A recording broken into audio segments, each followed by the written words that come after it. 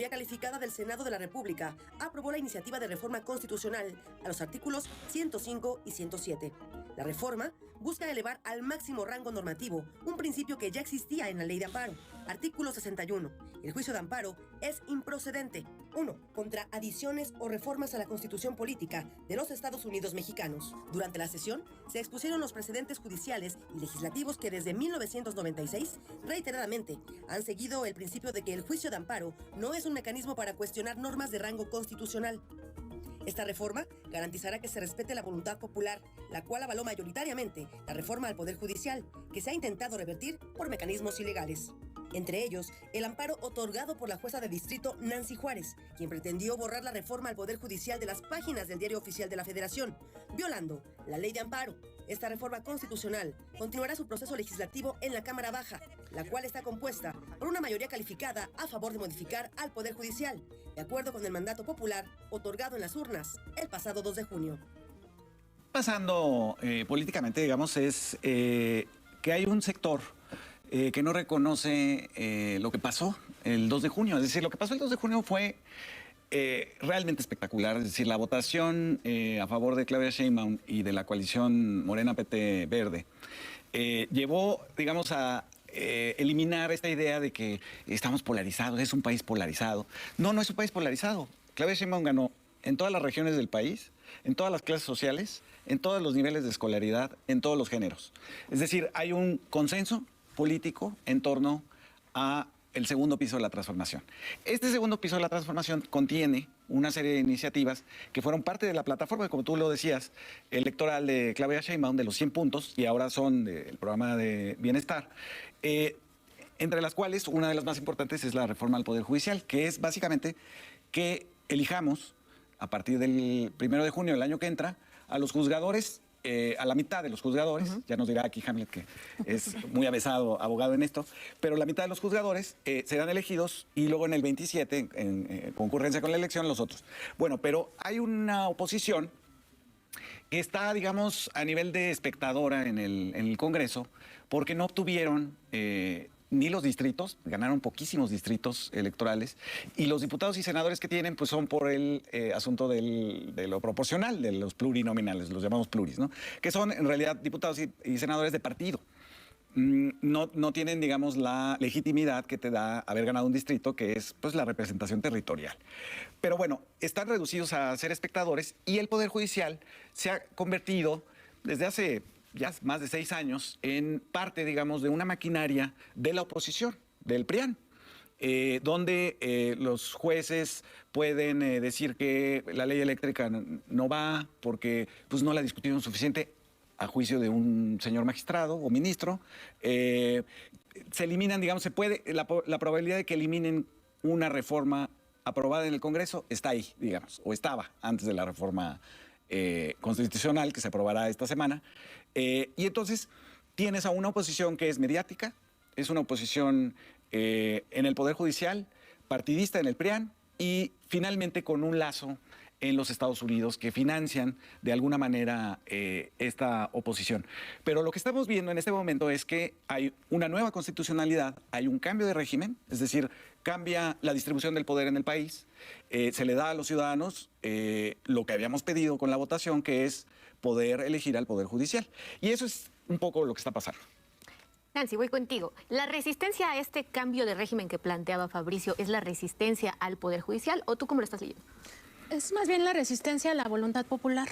Es decir, ya nos queda claro en la cápsula introductoria que se pasó en este programa que esto ya no es la reforma judicial. O sea, ahorita ya estamos hablando de la Constitución.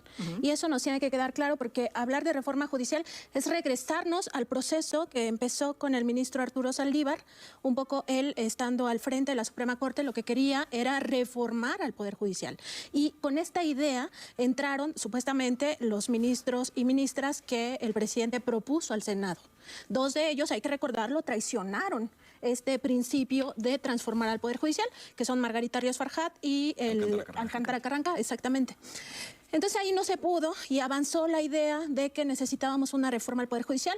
El 9 de mayo de 2023, el presidente López Obrador llamó al pueblo de México a esta votación masiva que nos recordaba Fabricio, donde dijo, necesitamos cambiar la Constitución, democratizar al Poder Judicial, y veníamos un día antes de una decisión de la Corte de echar abajo el plan B. O sea, no se nos olvide que primero hubo un plan A, luego un plan B, y luego viene el plan C, se involucra al pueblo de México, se le llama a las urnas. La presidenta Claudia Sheinbaum, a lo largo de su campaña, llamó al pueblo de México a votar no solo por la presidencia, sino además no caer en esta trampa que se quiso imponer a través de los medios de comunicación de muchas personas con mucha, pues sí, visibilidad mediática, de que se votara cruzado. Se dijo, no, se tiene que votar masivamente por el proyecto de nación, porque para que el proyecto de nación avance, se necesita tener también a un Poder Judicial que no esté votando en contra del pueblo. Nos recordaba Fabricio, esto de que el Poder Judicial está en contra del pueblo viene desde hace muchísimos años. Recordar en 1998 el anatocismo. ¿Qué es el anatocismo? Que nos cobran interés sobre interés, interés sobre interés, justo cuando veníamos de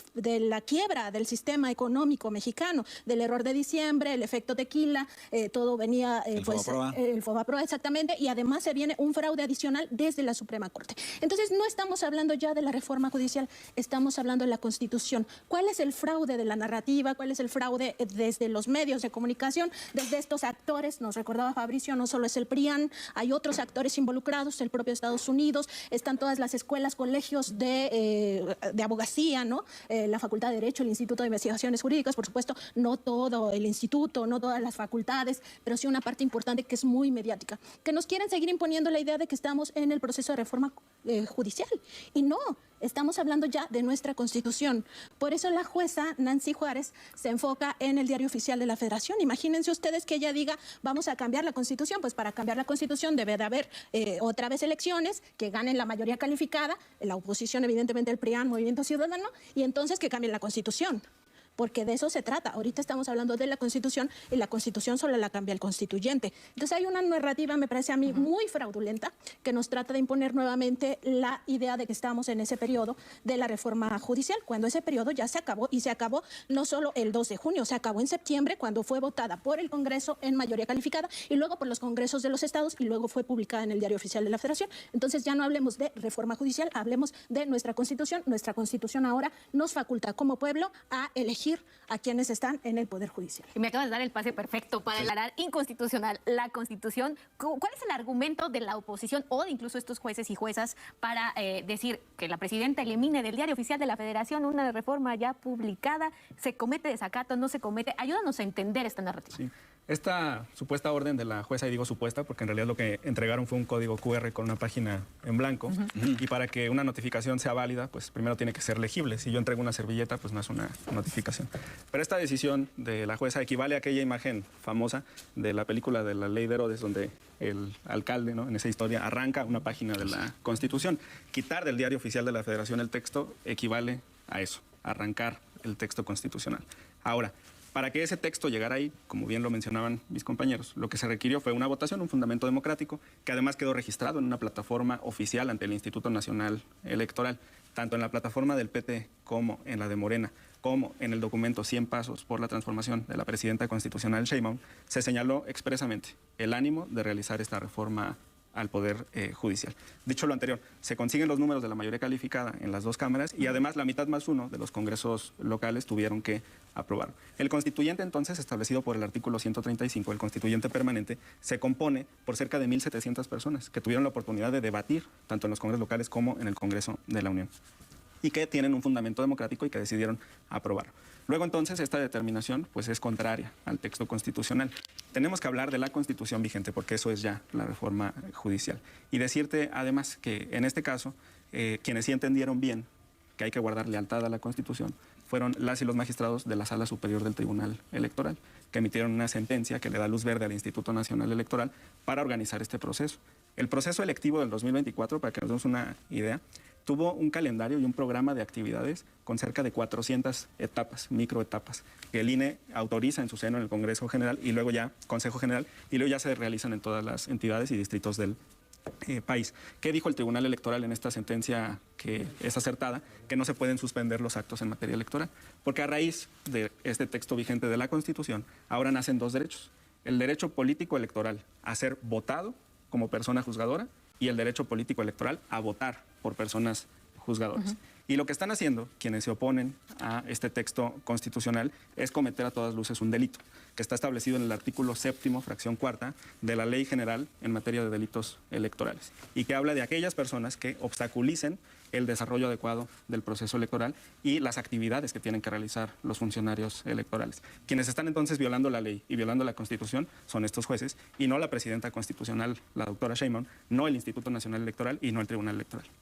Esto ya lo vimos, Ya ¿no? lo vimos, Hasta para eso son poco ingeniosos ciertos personajes aquí en México. Sí, esto que se denomina, ¿no?, la guerra judicial, mediática o judicialización de la política, en realidad tiene dos pies fundamentales con sus particularidades en cada uno de estos ejemplos. Uno de ellos es el poder judicial y el otro el poder mediático, ¿no?, concebidos como poder, porque hay que recordar que ganar el gobierno no es ganar el poder, siguen habiendo poderes fácticos, ¿no?, dentro de la vida de la sociedad. Y ha pasado, al menos en los últimos 20 años en América Latina, y curiosamente personas como Arantxa Tirado en realidad identifican uno de los primeros ejemplos de ese llamado lawfare aquí en México, con el desafuero del entonces jefe de gobierno Andrés Manuel López Obrador. Pero es curioso porque a pesar de que es el primer ejemplo de lo que más tarde se desarrollaría en toda la región, es un ejemplo fallido, dada la organización popular, ¿no?, el que la gente se desplegara, que hubiese una gran resistencia, que se tomara también la socialización de lo que estaba pasando en manos del pueblo de México, y eso frenara directamente este intento de, pues, estigmatizar, pero sobre todo de prohibir que fuera candidato a la presidencia en el año 2006, lo cual, bueno, fue un fraude el que al final lo detuvo, no necesariamente el Poder Judicial, a pesar de que ya hay confesos, ¿no? Hay como Vicente Fox, que dice que hizo todo lo posible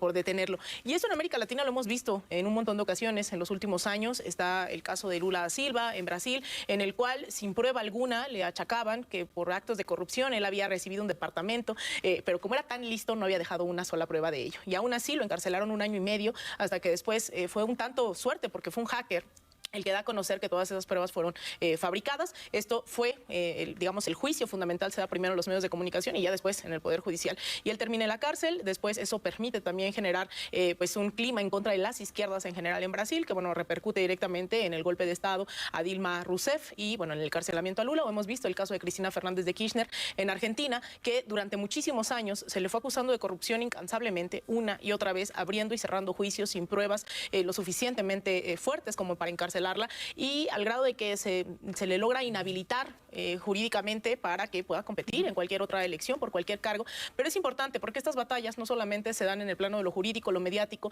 sino que logran sembrar dudas, ¿no? Hoy le preguntamos aquí a la gente y seguramente dirá que el expresidente Andrés Manuel es un peligro para México, como era esa campaña, ¿no?, en el año 2004, 2005. En el caso de Cristina Fernández de Kirchner, lo llevan tan al extremo que se intenta cometer un magnicidio. Esa también hay que empezar a ver responsabilidades, diría yo, de esos medios corporativos que acompañan estas voces que sí buscan inhabilitar, desestabilizar o dar golpes de Estado, pero que también tienen una gran responsabilidad. Entonces, esto que estamos viendo, esta amenaza directa en contra de la presidenta Claudia Sheinbaum, pues me suena mucho a esos libretos que se han venido perfeccionando, diría yo, en América Latina, y que, bueno, es una suerte de cierre de ciclo, ¿no?, que empieza en México en el año 2004 y que, bueno, ahora en 2004 nuevamente estamos hablando de lo que pasa aquí.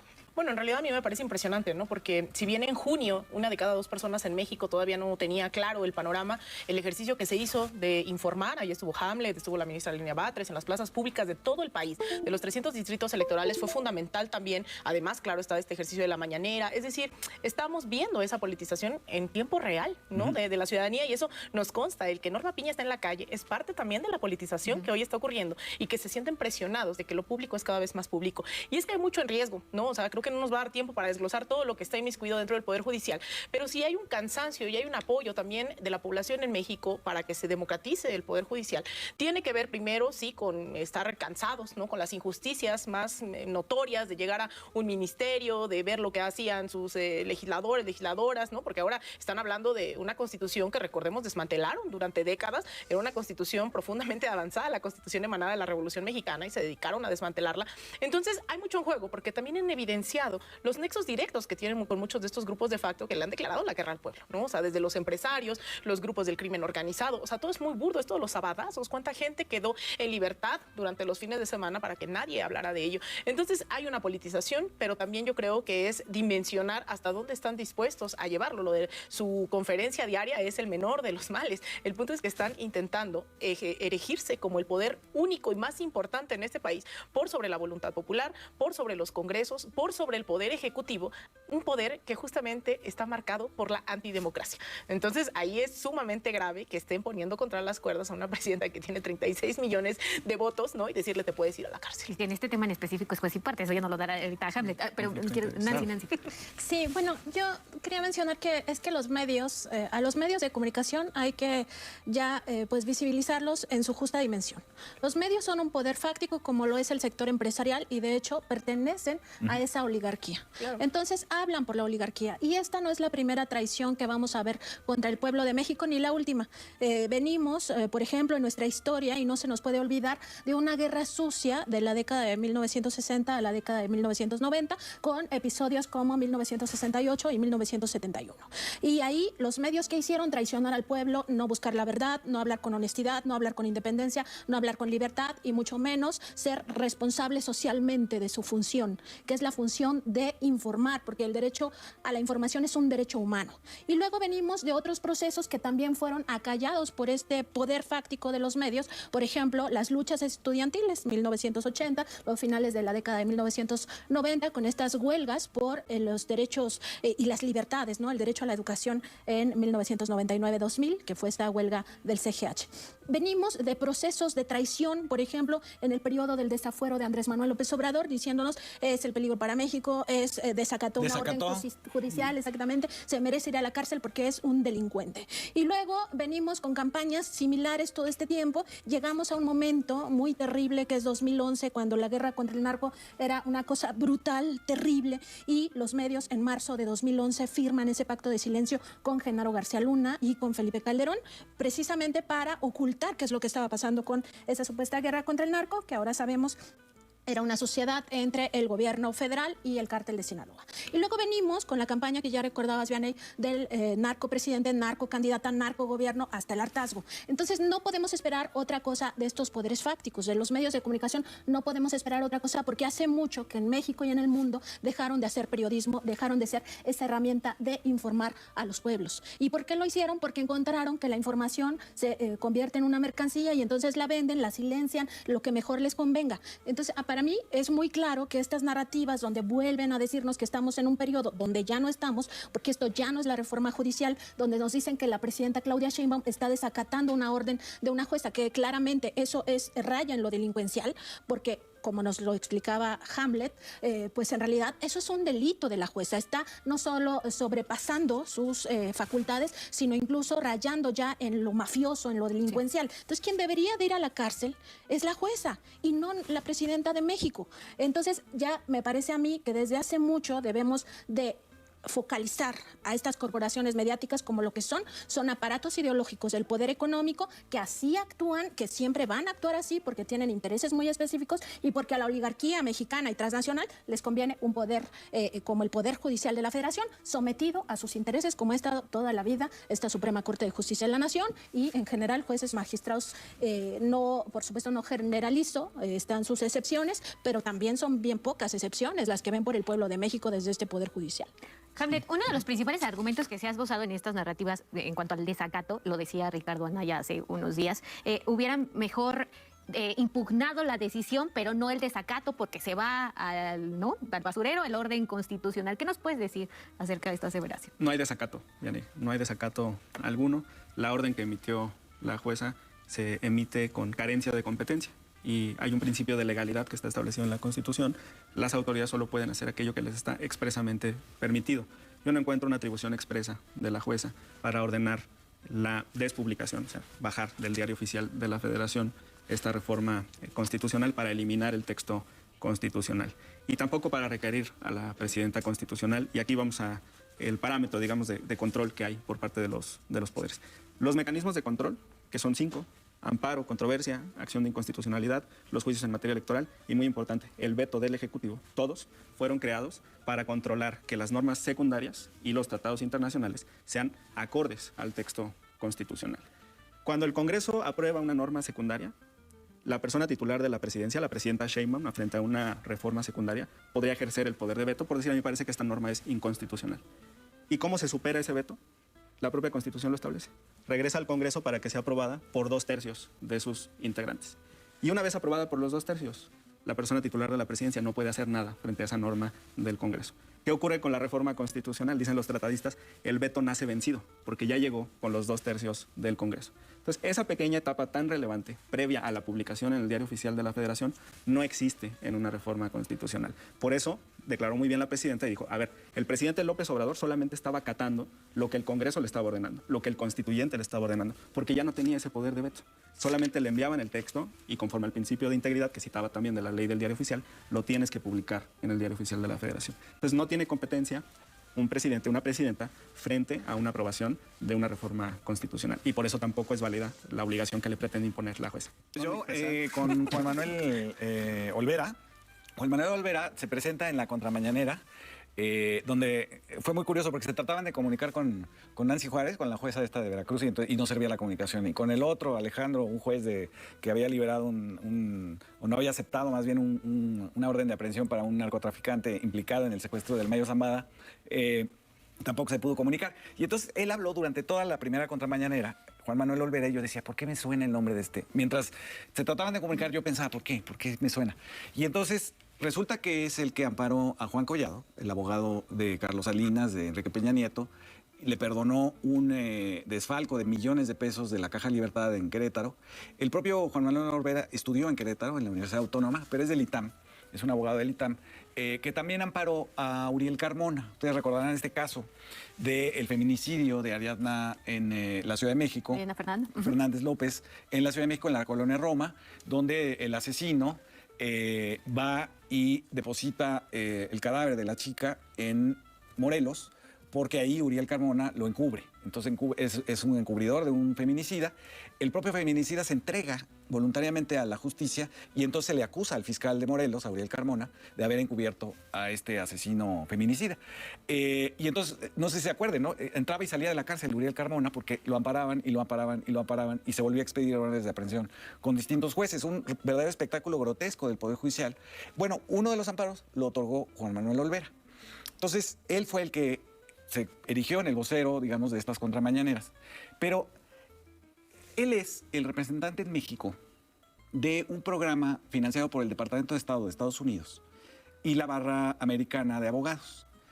Él es el representante en México de este programa de entrenamiento de jueces, estudiantes de Derecho y profesores de Derecho, que en el 2013 abarcó a 6,000 estudiantes en México de 32 estados de la República, 935 profesores y 237 escuelas de leyes. Juan Manuel Olvera es el que dirige este programa, que evidentemente es un programa injerencista de los Estados Unidos, del Departamento de Estado, para, digamos, adoctrinar a los que van a tomar las decisiones judiciales.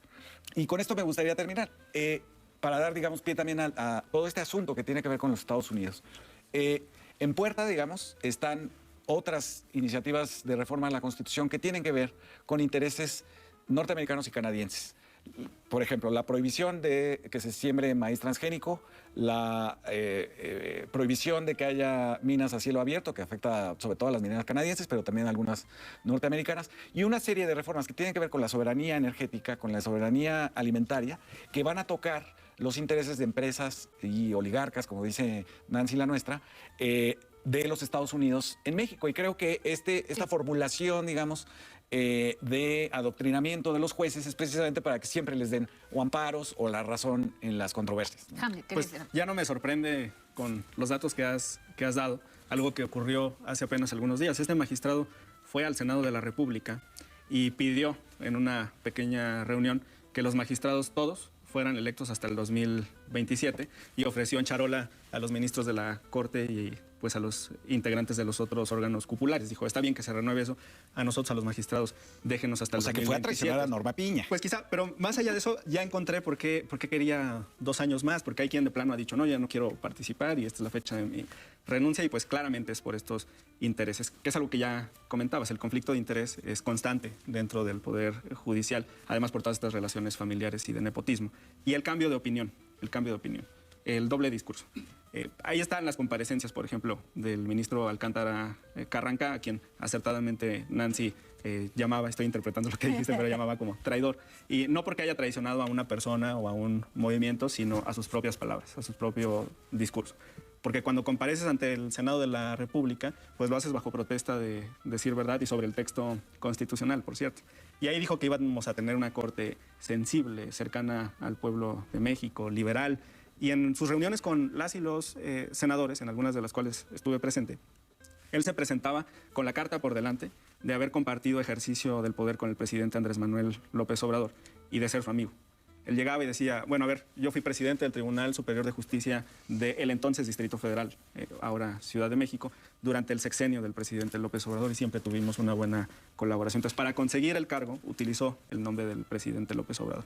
Y lo mismo pasa con la ministra Ríos Farjat. Ahí está el video de su comparecencia, a pregunta de un senador del PAN, que me parece que fue Damián Cepeda, quien la cuestionaba sobre el límite del Poder Judicial y de si podían o no revisar el texto de la Constitución. Y ella decía, palabras más, palabras menos, eso equivaldría, ¿no?, a usurpar las funciones del constituyente y el Poder Judicial no puede hacer eso. Bueno, pues 3 doritos después ya se arrepintió y ahora, claro, pues como las circunstancias han cambiado en perjuicio de sus intereses, ahora sí dice que se puede revisar el texto constitucional. Son solamente algunos de los casos que están vigentes. Se nos está acabando el tiempo y seguramente le vamos a quedar. El gobierno de Estados Unidos, yo creo que todos aquí tenemos un consenso de la participación del gobierno de Estados Unidos de forma injerencista en situaciones que solo le competen a nuestro país. Recordar nada más el caso de Ken Salazar, que se pronunció en contra en su momento de la reforma al Poder Judicial, y de ahí ya vino esta pausa en las relaciones con la Embajada de Estados Unidos que pues puso el presidente López Obrador. Pero el injerencismo de Estados Unidos viene de lejos y también financia a uno de los actores que ya decíamos, quiénes son los actores detrás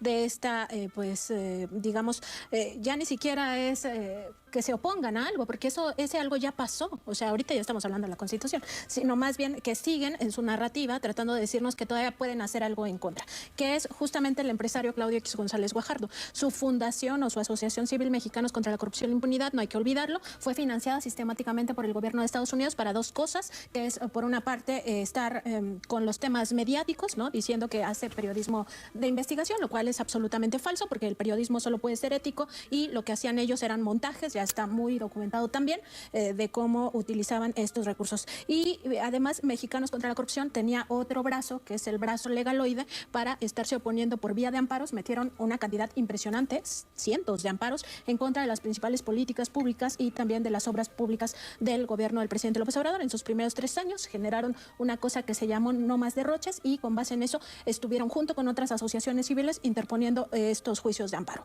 Entonces se dieron cuenta que ya no podían sostener la parte narrativa, periodística mediática, periodística entre comillas, porque era contradictorio. O sea, ellos se oponen y después iban a decir, es que no está a tiempo el Tren Maya. Pues no, porque tú pusiste todos estos amparos. Entonces había una contradicción y crean el Consejo Nacional de Litigio Estratégico. ¿Pero qué sí hizo el gobierno de Estados Unidos? Dio un poco más de 96 millones de pesos de 2019 a enero de 2024. Eso está documentado, no solo lo documentó Contralínea, tenemos las facturas que pagó directamente la Embajada de Estados Unidos a nombre de la USAID, que es un brazo de la CIA, como también de la NET.